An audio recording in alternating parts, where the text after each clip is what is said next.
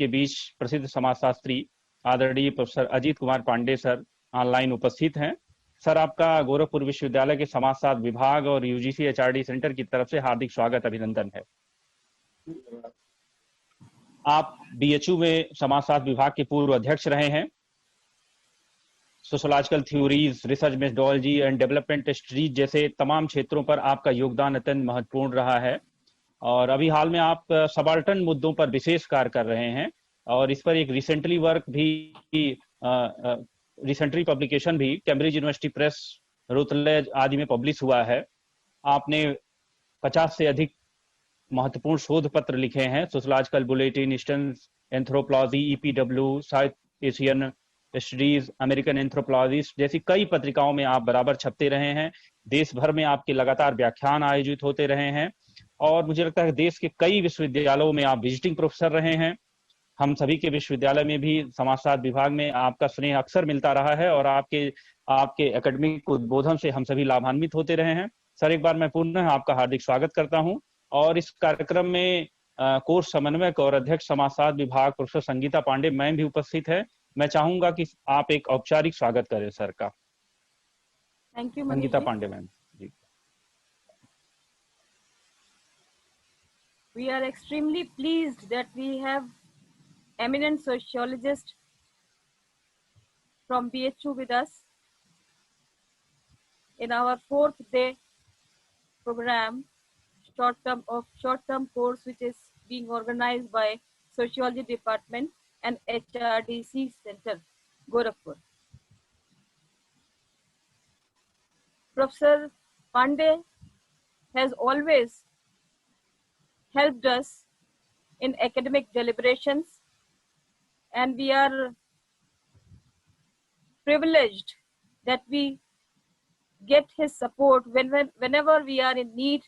He had a very busy schedule last week, but he at once accepted our invitation to deliver his lecture and enlighten us on the topic of gender sensitization in contemporary India. Professor Pandey has chosen a very essential and crucial aspect of gender sensitization. His topic is building women capacities, interventions in gender transformation. Up till now, we all have a very well been acquainted with gender sensitization issues, but the core remains how can we build capacities in women so that they may work, they may participate in development activities and be in the mainstream of development process of India. Many development programs, governmental programs are there which are focusing now on capacity building. We will know in detail from Professor Pandey about his views and what are the various programs, how capacity can be built in women who are lagging behind men in our patriarchal society. I warmly welcome you, sir, to deliver your lecture. Thank you very much. Thank you, Professor Sangeeta ji. It is because of your, I believe, continuous persuasion I could manage to yield to the presser. As a matter of fact, I came under duress कि मैं आपकी invitation को मना नहीं कर पाया। आज भी हमारी एक मीटिंग है, लेकिन I deferred it for tomorrow. This is a meeting there in one of the central universities where I'm a member university nominee. But anyway, this meeting will take place tomorrow. आपके मनीष पांडे को मैं धन्यवाद देता हूँ। वो उन्होंने हमारा इंट्रोडक्शन किया, बड़ा चढ़ा करके इंट्रोडक्शन दिया। नहीं तो कम किया sir. Thank you very much. And आज का टॉपिक है बिल्डिंग वुमेन्स कैपेसिटीज, इंटरवेंशंस इन जेंडर ट्रांसफॉर्मेशंस. इस लेक्चर को मैंने have divided into parts. First, I'll try to find out the answer why capacity building of women in our country or any developing part of the world. And second part of my lecture will be related to certain challenges in capacity building of women in our country, particularly. So I'll start with the first part of my lecture in terms of giving the answer to the question, why capacity building of women? अब देखिए जो हमारे constitutional guarantees है on women's equality, इसके बावजूद and government's ratification of the convention of, you must be knowing about, the convention of elimination of all forms of discrimination against women. This is the government's ratification. Gender inequalities persist in India even today. While it is true that Indian women's condition has improved over the period of time since independence with respect to literacy, life expectancy, and maternal mortality. They continue to occupy a subordinate position. This subordinate position vis-a-vis Indian men in all spheres of life, economic, social, and political levels. अभी एक हम discussions में एक meeting में, if you don't mind, but जाइए 1 घंटा लगेगा. As a matter of fact, the decline in sex ratio, if you look into the data, over the last 5 decades, points to the possibility that the position of women in our country may have worsened.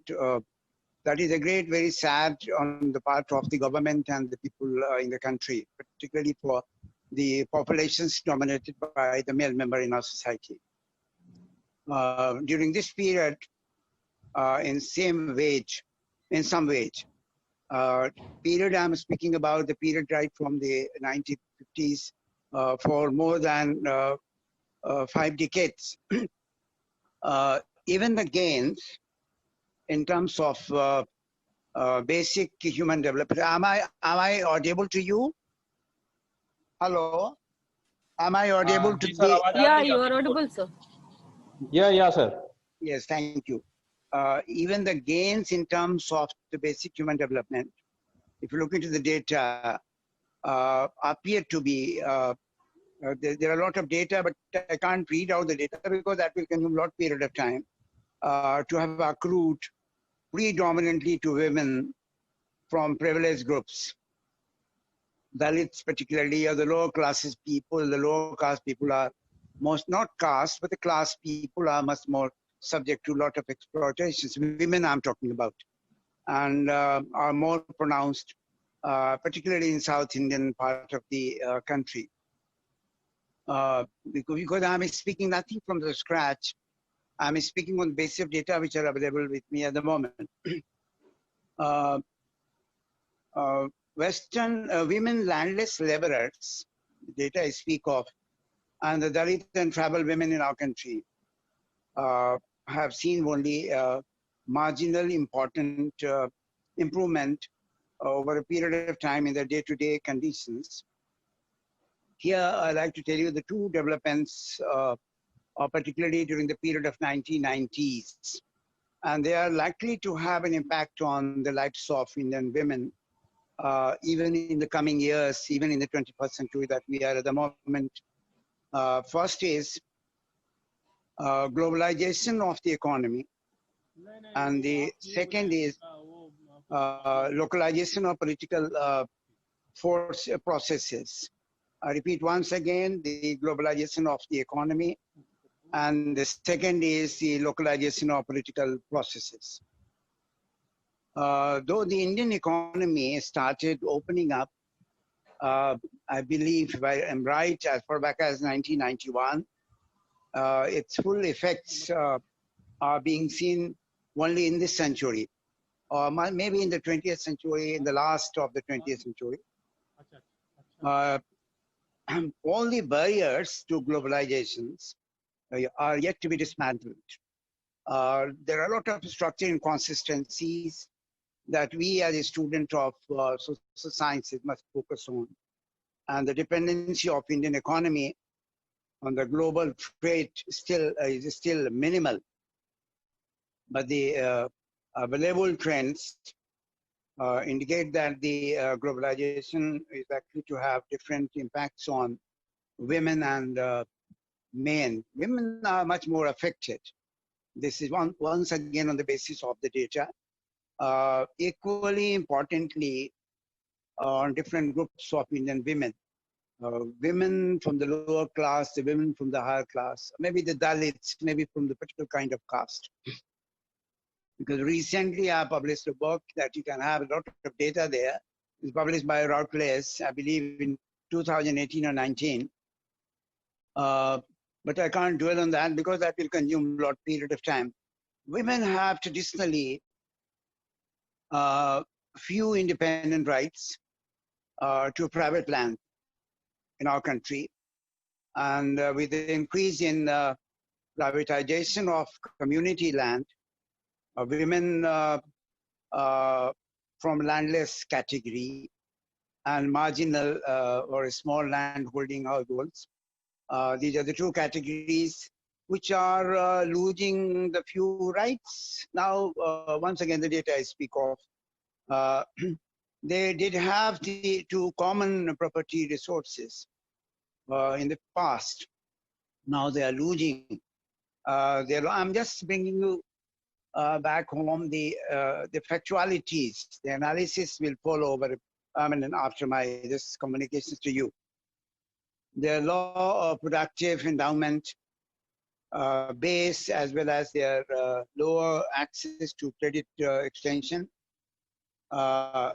services, inputs, market information have excluded the bulk of the marginalized sections and women in particular from the gains of the globalization of agriculture. In the urban area, this is what I was speaking about, the rural part of the Indian situations. Now in urban areas, the skewed access to capital contacts and education on the basis of gender, class and caste, and even religion has limited the opportunities of the women in the informal sector to make use of the now tapering growth in manufacturing and the growth in the service sector. Lot of data, I'm not banking on the data being published by the government of India. These are the data which are based on the lot of studies conducted by economists, and particularly economists and the sociologists in our country. The data are here, but I'm sorry I can't explicate them to the extent that you desire, because this once again consumes a lot period of time. It is only educated women moving from the privileged groups who have benefited from the increase in employment, opportunities in manufacturing and services. Dalit women and women from Muslims categories or communities continue today to lag behind. Thus, low endowments, production possibilities and exchange options. These are the three things for women, particularly for the disadvantaged sectors in both rural and urban parts of the country, has marginalized them from any gains of globalization in terms of employment and increase in real wages. Now, combined with a rise in the prices of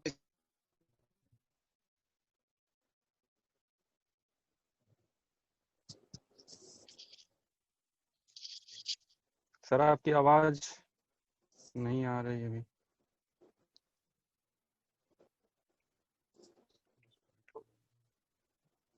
consumption levels and well-being of landless, marginal small landholders in our country, urban informal sector workers, once again the data here, and the Dalits, the tribals and women amongst them, all may in fact have come down. They have gone, I don't say into the much background, but they have receded to the background, which attracts a lot of sympathy for them, particularly from the people like us in most parts of the country, which is women and girl children who bear the brunt of any cuts on the consumption of essential goods within the household. At the same time, globalization has led to the degradation of the environment, and it has worsened the already perilous drinking water. Water is now much more polluted, particularly in the areas these categories, Malay people or subaltern people, have been surviving. And even the energy situation is very bad, safe in our country. Reduced food intake because of the poverty, increased work burden. These are the two things which have pushed many women in our country, particularly from the subaltern status and marginalized communities, into a malnutrition trap.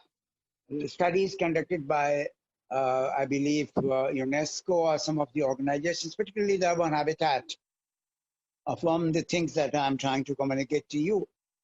On the cultural front, in the year 1990s and early 2000s, also saw the globalization of the media, particularly the period of 2004 and 5. The lifestyles promoted by mainstream media opened the eyes of marginalized groups to the range of consumer goods which they could access if had the purchasing power.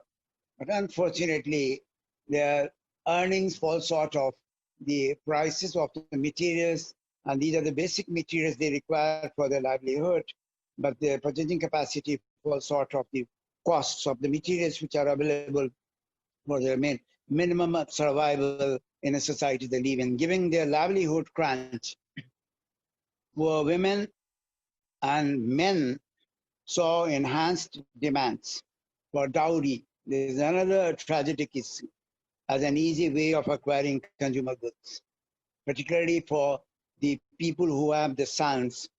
The escalation of dowry, the spread of technologies such as ultrasound, the scanning, and the decline in the economic contributions of women from marginalized sections in rural areas has enhanced a lot of studies. Because I'm telling you on the basis of the studies conducted by a sociologist that I'm coming to you most.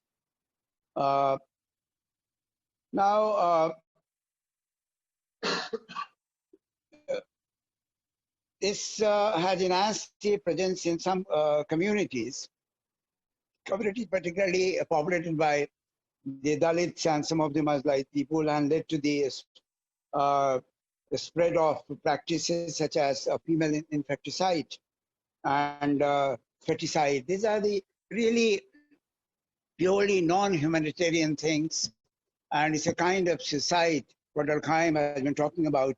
It's not altruistic, but it's because of pathological forms of division of labor that we have in our country. Even relatively egalitarian groups, such as the fishing communities of Tamil Nadu and the southern coastal belts, so similar patterns of studies. A friend of mine, she has made a lot of beautiful studies on the issue that I'm trying to speak of. On the whole, two major problems appear to or seem to confront women in the present period of time, particularly beginning from the year 90 or the, yes, 1990s, early 1990s, and even today, in the context of globalization of the economy. And these two are, number one, the issue of poverty, particularly affecting women from economically and socially marginalized groups. And the two is a broader issue of human rights violations affecting all groups of women. At the same time, decentralization and localization of political processes, along with reservations, and the focus has been most of the time from the state side, reservation for the women and marginalized communities opened up opportunities and heads up to the state steps and initiatives in this aspects, particularly for those sections who are very poor to take part in the political processes. Influences to allocation, influence the allocation of government and community resources in their favor and protect and promote their human rights. However, our data speak very categorically. There are several barriers to women from marginalized sections really exercising their powers, which have been granted to them by the government of India, recent advertisements and same time recent provisions and the constitutional provisions in our country. Studies, particularly by two great social scientists, one is by Stephen, another by Amul Joseph. These are the two scholars, social scientists, one is political scientist, another is economist. They speak that such barriers include the harsh economic realities of women's lives, male resistance to women exercising political power, upper caste resistance to Dalits occupying public positions, women's lack of knowledge about the functioning of panchayats, and their lack of access to literary, because, and this is how the husbands and the male members appropriate their rights, numeracy and other functional skills.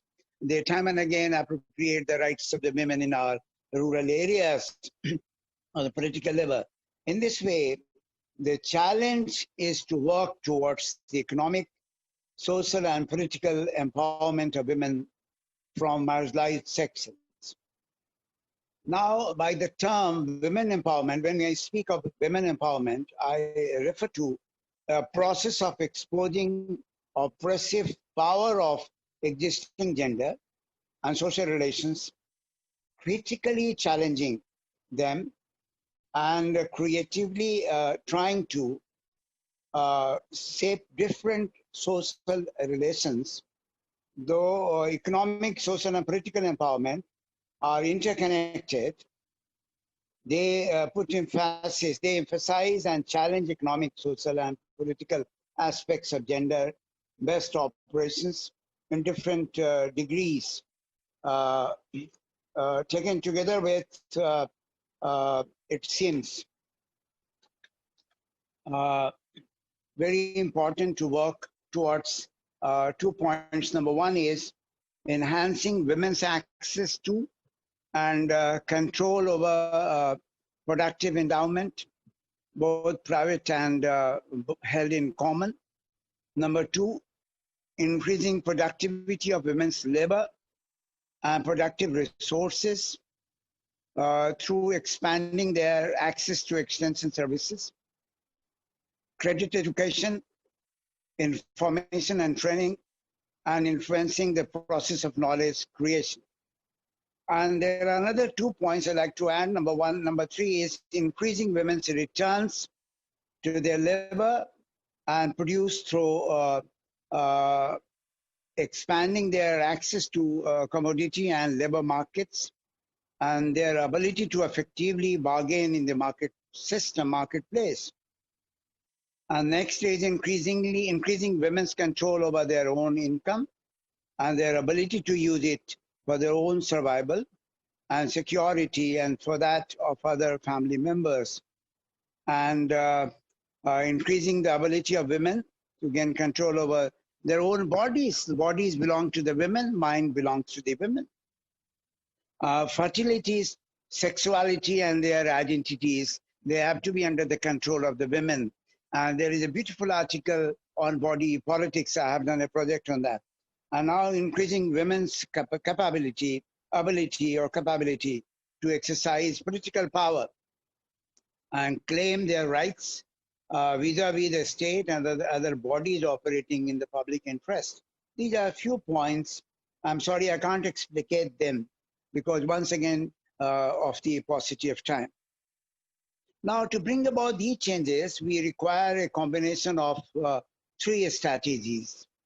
Number one is advocacy strategies towards changes in policy, legislations, resource allocation patterns and practices of intergovernmental organizations and the different organizations of bureaucracy, legislature, and judiciary, with an awareness of gender and social relations.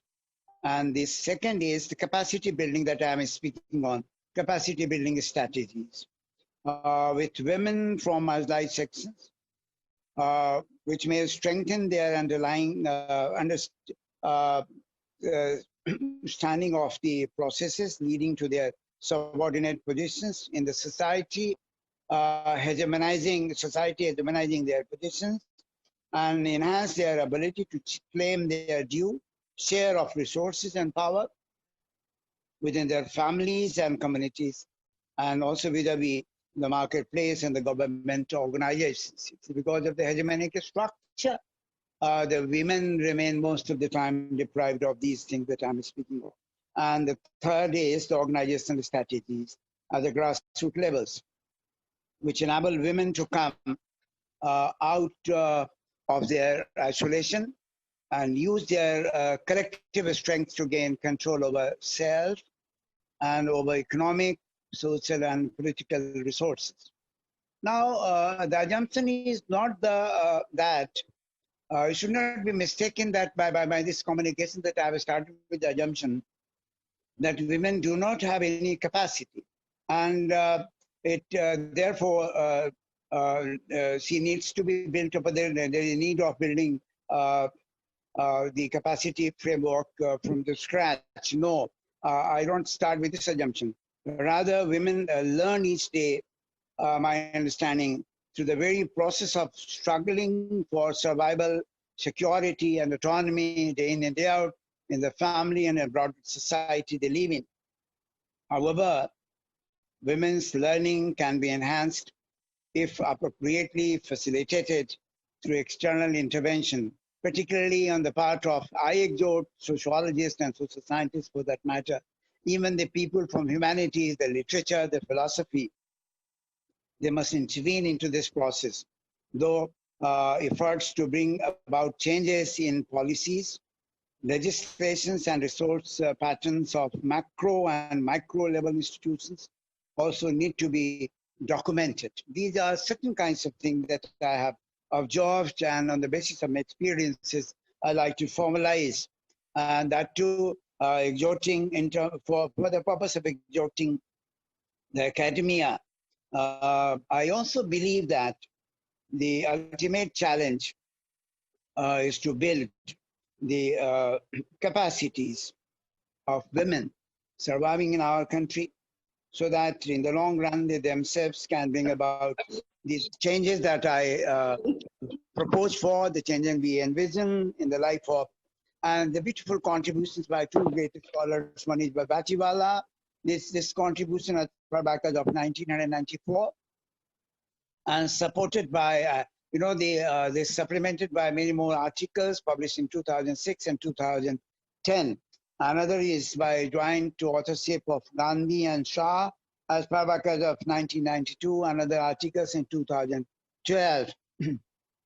So I am of the opinion that since organizational strategies strengthen with women, which can strengthen the women capacity, have been better documented by the government and many more, NGOs and the in informal organizations.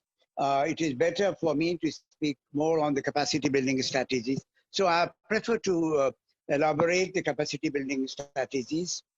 This is my principal focus. I have spoken, I made the background. I am moving to the second part of my communications, that is the challenges in capacity building of women. I can't dwell for a long period of time, though I have the points in my mind, but some of the significant points I'd like to bring back to you. The first and foremost, and very significant, the structure inconsistencies in the capacity building of the women in our country is the gap between gender studies, gender, and development studies. I repeat once again, the gender studies, gender and development studies. I'd like to speak on that passingly. I can't do it. Hello?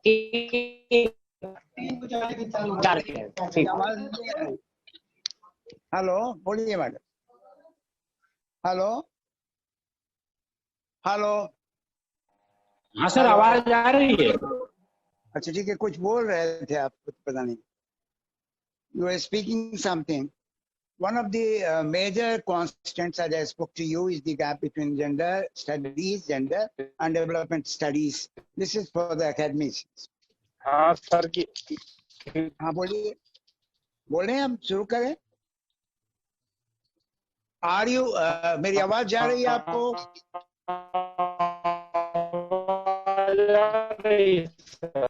अच्छा ठीक है चलिए Audible है sir ठीक है ये major constants है Audible है अच्छा ठीक है मेजर कांस्टेंट्स है जेंडर ट्रांसफॉर्मेटिव कैपेसिटी बिल्डिंग में for the women is the popularity of liberal discourse. There are liberal thinkers, liberal people surviving in the land of India. उनका बहुत focus है and unfortunately they are very popular on gender within the development practice in India. And in this regard, I like to refer to some of the studies by Vasin and Mr. Kana Viran. These are the two studies. Based on these two studies, I like to review these two studies. More specifically, there seems to be a gap between gender studies in India, which is rooted in the politics of gender relations they speak of, and the gender and development practice of development organizations. I repeat, gender and gender development practices of development organization, which is rooted in simplistic notion of gender roles. Gender roles are not that simple that these people are speaking of in our country. Pushing gender transformative capacity building efforts in this context is going to be a very difficult task, as liberal thinkers are talking about. Now, the gender studies across the globe and in India has added much rigor to the analysis of women's subordination by challenging the concept of universal patriarchal structure and the construction of patriarchal structure, and same time the constructions of women as passive, powerless victims of these structures, Indian structures. It has also highlighted the politics of differences, as well as the multiple identifications of the women in our country, and the multiple process of their subordination. Instead, the concept of global patriarchy. Gender advocates use of the analytical category of gender relations to explain women's subordination. Here, we must position some of the greatest scholars. One is Whitehead, Young, and Smith. Their studies were conducted as far back as 1979, 81, 82, 90, 2003, Burke, 1986, 2006, 2007, 2009, Cornell, 1987, 2017. and Kabir 1994, then once again 2016. These are very important studies. They deserve to be mentioned here. And I enjoin upon you to go through that for the proper explications of the idea that I'm trying to bring back home. For an elaboration of gender relations in the Indian context, you may also, I also refer to, you may also see Asmita's article. Asmita is one organization. There are a lot of articles published by Asmita, which these articles heavily draw upon the Kanaban that I have referred to. These are available on the website. You can look into. Gender relations are defined as socially constructed power relations between men and women, with women engaged in cooperative conflicts with them. The outcome of these conflicts is by and large in favor of the men of similar background due to the unequal distribution of power and resources between women and men in different institutions of society. It's the men who are the main culprit of that. My question I will reverberate with the great statement by Gayatri Spivak when they speak of, can the female speak out? I say no, and she also agrees. And depending by drawing heavily on from Derrida's deconstructions, she beautifully narrated the entire story. Read the article, and at the same time, gender relations interlock with some relations of class, etc., to place women in a very marginal status.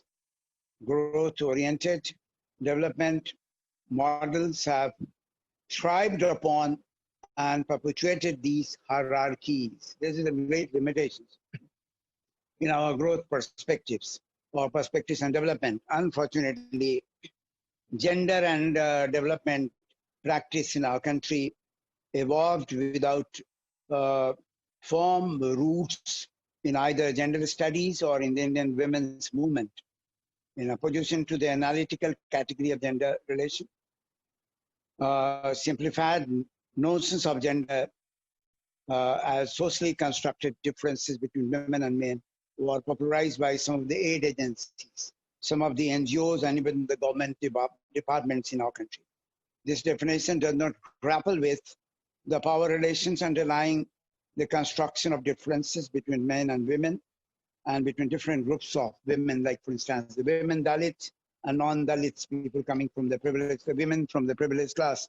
Neither, to me, does the liberal notion of gender challenge the paradigm of the unfettered economic growth that benefited from the construction of differences. This benefited only the male member of a society. Several interventionally developed gender planning frameworks are disseminated by NGOs in our country and government and aid agencies for aiding integration of gender analysis into development projects. Their attitude, I'll tell you, this is with a view to increasing project efficiency and effectiveness. And there are a lot of examples of these frameworks. For instance, gender analysis framework. Then you have the triple roles framework, the gender needs framework, and the gender analytics framework matrix. This is, you can see into the contributions of Moser, Parker. He has beautifully, and even the Overholt 1995 beautifully explained these problems. And these frameworks are provided as solutions to the gender blindness of the time-bound development projects in our country, but have very little to say on the complex process of women's subordination or empowerment. Depoliticization of capacity building of women.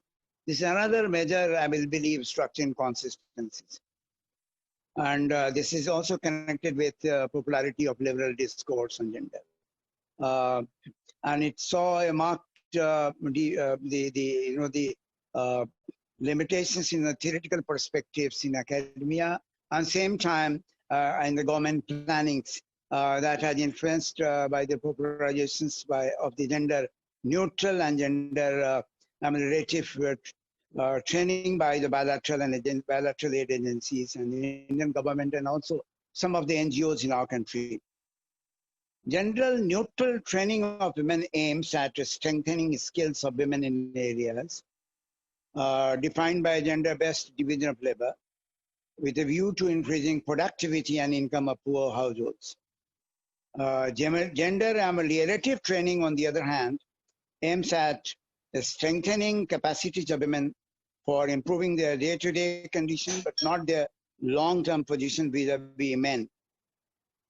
Training of women on technical aspects of, for instance, silk, worm rearing and dairying, particularly in the areas for which they are responsible as per the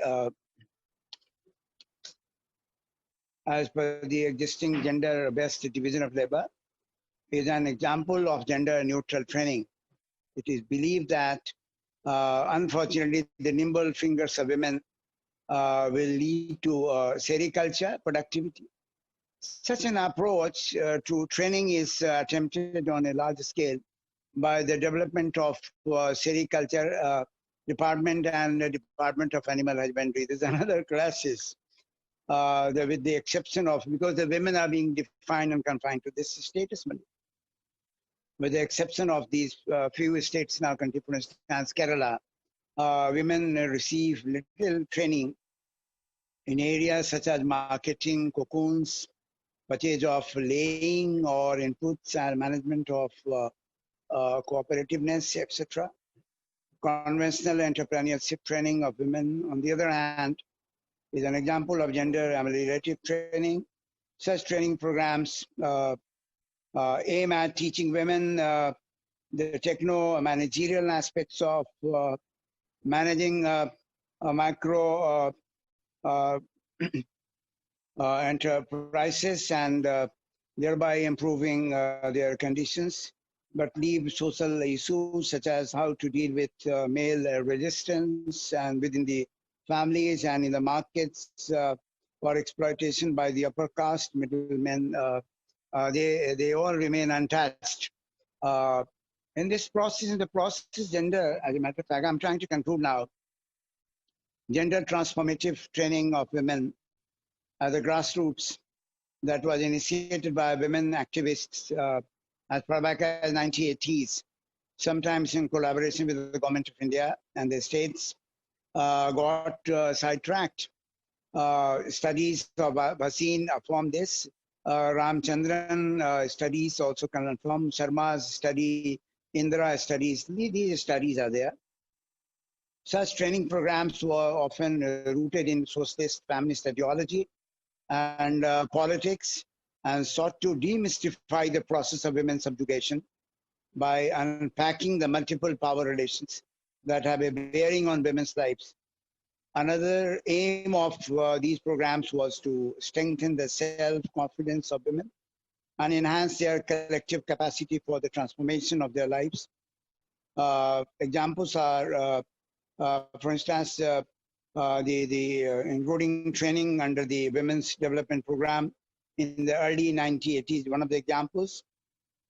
Mahila Samakhya is another example in the 1980s and early 1990s. I don't know whether that continues even today. Some of the training programs initiated by NGs and the government of India are Action India, Jogri, Nirantar, the Deccan Developing Society, Asmita that I've referred to. This is in Andhra Pradesh and many more. Sarthi in Rajasthan and Gujarat, REDO, Spark in Maharashtra. These are the examples which believe in socialist feminist approach. These programs varied with respect to the extent to which they subscribes to or challenge the framework of global capitalist patriarchy and explaining women's subordinations. There is another participatory training is also appears to be depoliticized. We need to focus on research and practice, but because of the time constraint, because I like to have the questions and queries from men, I can't dwell on that. But I'd like to end it with the statement that we academicians must believe in the fact theory. If you theorize the issues, theorize your experience, theorize the data which are available in the market or in the world or in the society, you take into cognizance the fact that your theory cannot be relevant to any kind of crisis at the moment, the crisis of the women empowerment. If it is formulated either in terms of individual institutional crisis or the factors in isolation, or in terms of historiography, monography factors in isolations. What is required that you as a sociologist or social scientist must create situations where they must marry with each other. Otherwise, it will be not a theory, it will be a theory exactly in an academic mockery. Thank you very much for the patient listening of all of you.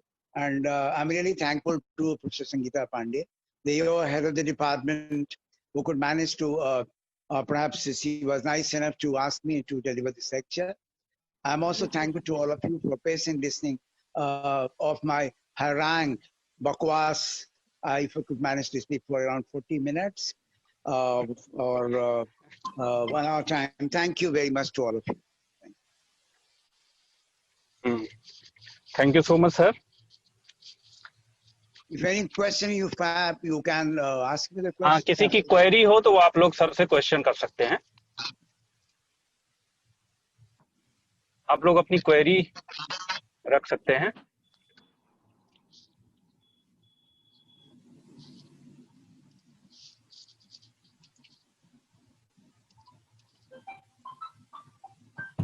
नहीं है किसी के पास question. किसी ने हमारे बात में कुछ पाया नहीं, कोई इंटरेस्ट नहीं है, इसीलिए I am thankful to all of you कि कोई क्वेरी नहीं. किसी के पास क्वेरी नहीं है? Hello. Any interactions you want to make with sir? Yes, I like to have the interaction with the students. If they like to have the questions, they can ask. कोई अपने यहाँ से कुछ पूछना चाहता है, कुछ एग्जांपल्स देकर, कुछ क्वेरीज हो, कुछ शंकाएं हो, तो आप रख सकते हैं. आप मेरे खिलाफत भी बोल सकते हैं, मेरे स्टैंड. नहीं सर कैपेसिटी बिल्डिंग के प्रोग्राम सब जगह कुछ ना कुछ चल रहे हैं, गाँवों में, शहरों में, उनसे रिलेटेड चैलेंजेस अगर कुछ हो, क्रिटिकल होना ही चाहिए. आप क्या कर दिया तो आप पूछ सकते हैं. पूछिए. हाँ पांडे जी, आप पूछो. हाँ सर, इस ईस्टर्न यूपी में क्या चेंजेस आ रहे हैं इससे, इस तरह की जो गवर्नमेंट प्रोग्राम्स चला रही है, इससे सर कितने चेंजेस आ सकते हैं इसमें? हम देखिए, हमारे पास बता रहे हैं, हमने फर्स्ट हैंड इंफॉर्मेशन में दे रहा हूँ ईस्टर्न यूपी का. जी ईस्टर्न यूपी में हमने कुछ डिस्ट्रिक्ट्स का स्टडी किया हुआ था. The finance was from the urban habitat and the UNO का एक अदर बॉडी है, उसके साथ में काम किया था. फिर चिल्ड्रन का था, वुमेन इन आवर कंट्री, दोनों का था. यूनिट से अपनी फाइनेंस किया था, ये भी किया. उस पे डेटा जो मेरे थे, वो डेटा बता रहे हैं कि गवर्नमेंट ऑफ उत्तर प्रदेश में शामिल था. डेटा ये बता रहे हैं कि वुमेन का स्टेटस देखने में तो लग रहा है कि ठीक ठाक है, लेकिन अल्टीमेटली जो हेजेमनिक स्ट्रक्चर्स हमारे सिस्टम का है, जो डोमिनेंस है मेल मेंबर का, वो खत्म नहीं हो पा रहा. वो ठीक है, जो अच्छे प्रिविलेज क्लास के लोग हैं, जो प्रिविलेज जाति के लोग हैं, जहाँ पढ़ाई लिखाई बहुत ज्यादा है, वहाँ तो कम हो गया. लेकिन जो लोअर कास्ट के लोग हैं, जो सबऑर्डिनेट है, मार्जिनाइज्ड हैं, वहाँ उनकी कोई वॉइस नहीं. एग्जैक्टली गायत्री स्पाइवक, उससे बढ़िया तो बटलर की स्टडी है, ज्योतिष बटलर की, जिसने जेंडर ट्रबल की बात करी. आप एक किताब पढ़िए हिस्ट्री ऑफ सेक्सुअलिटी में. हिस्ट्री ऑफ सेक्सुअलिटी में किताब है, आप सोशियोलॉजिस्ट हैं, उसने हिस्ट्री ऑफ सेक्सुअलिटी को लिखा, और एंथनी गिडेंस ने लिखा प्रॉब्लम ऑफ सेक्सुअलिटी में. बॉडी हमारा है, माइंड मेरा है, हमारे body and mind both are being controlled by the male member in society.